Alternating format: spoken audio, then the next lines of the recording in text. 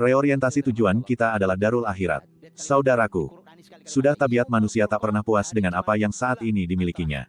Selalu saja, ingin memiliki yang lebih dari sekedar yang dimilikinya saat ini. Ya, dunia memang akan terus menggoda siapa saja yang berada di dalamnya.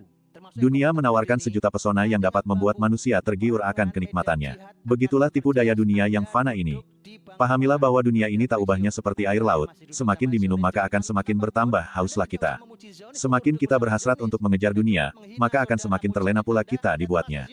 Saudaraku, khawatirlah bila sampai kita tenggelam dalam keindahan juga kenikmatan lautan dunia. Karena bila mana diri sudah tenggelam dalam lautan dunia, akan sulit untuk kita kembali ke permukaan. Karena memang dunia diciptakan indah bagi orang-orang yang menganggap dunia ini adalah segalanya.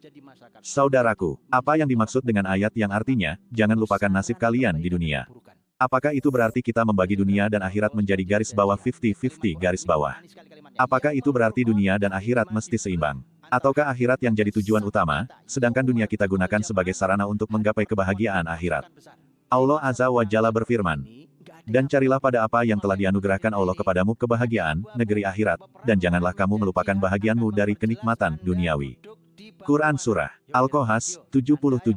Sekarang kita lihat terlebih dahulu makna penggalan pertama dari ayat di atas, dan carilah pada apa yang telah dianugerahkan Allah kepadamu kebahagiaan, negeri akhirat.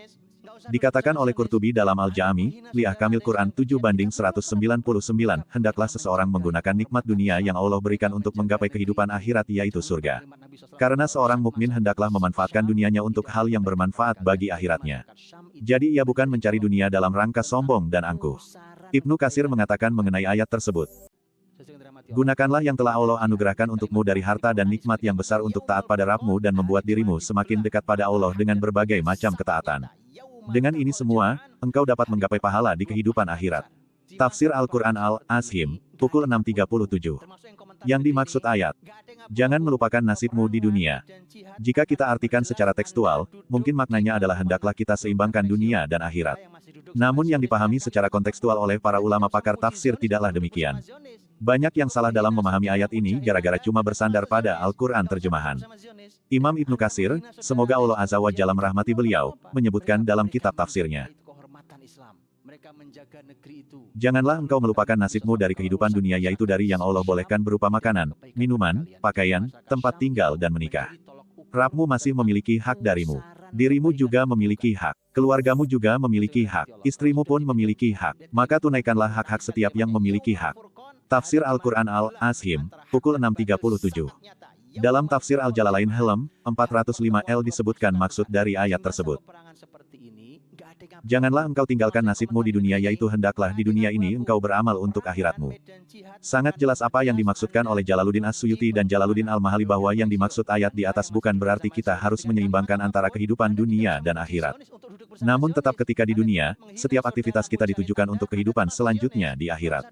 Jadikan belajar dan usaha kita di bangku kuliah sebagai cara untuk membahagiakan orang banyak. Karena semakin banyak yang mengambil manfaat dari usaha dan kerja keras kita di dunia, maka semakin banyak pahala yang mengalir untuk kita. Karena sebaik-baik manusia, merekalah yang garis bawah anfa'uhum linnas garis bawah, yang paling banyak memberi manfaat untuk orang banyak. Saudaraku, di akhir ayat yang kita kaji disebutkan, dan berbuat baiklah kepada orang lain sebagaimana Allah telah berbuat baik kepadamu, dan janganlah kamu berbuat kerusakan di muka bumi. Sesungguhnya Allah tidak menyukai orang-orang yang berbuat kerusakan. Quran Surah Al-Qasas 77. Ayat ini memerintahkan untuk berbuat baik pada makhluk Allah Azza wa Jalla sebagaimana Dia telah memberi kebaikan untuk kita. Janganlah tujuan hidup kita di muka bumi untuk berbuat kerusakan dan menyakiti makhluk lain. Sesungguhnya Allah benar-benar tidak menyukai orang yang berbuat kerusakan. Lihat tafsir Al-Quran Al-Ashim karya Ibnu Katsir, pukul 6.37. Yang dimaksud dalam ayat yang kita kaji, bukan dunia yang jadi tujuan kita, namun semestinya yang jadi tujuan besar kita adalah akhirat. Namun betapa banyak manusia yang lalai akan hal ini. Mereka hanya mengejar dunia dan banyak lupa pada akhirat. Renungkan hadits ini. Barang siapa yang niatnya adalah untuk menggapai akhirat, maka Allah akan memberikan kecukupan dalam hatinya, Dia akan menyatukan keinginannya yang tercerai-berai, dunia pun akan Dia peroleh dan tunduk hina padanya. Barang siapa yang niatnya adalah untuk menggapai dunia, maka Allah akan menjadikan dia tidak pernah merasa cukup, akan mencerai-beraikan keinginannya, dunia pun tidak dia peroleh kecuali yang telah ditetapkan baginya. Hadis riwayat Tirmidzi 2465. Sekali lagi, ayat yang kita bahas pun bukan maksudnya adalah dunia dan akhirat mesti seimbang.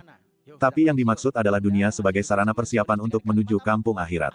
Semoga Allah Azza wa Jalla mengaruniakan hidayahnya kepada kita, sehingga kita tetap istiqomah senantiasa menjadikan tujuan hidup kita adalah darul akhirat, negeri akhirat yang kekal abadi untuk meraih ridhanya.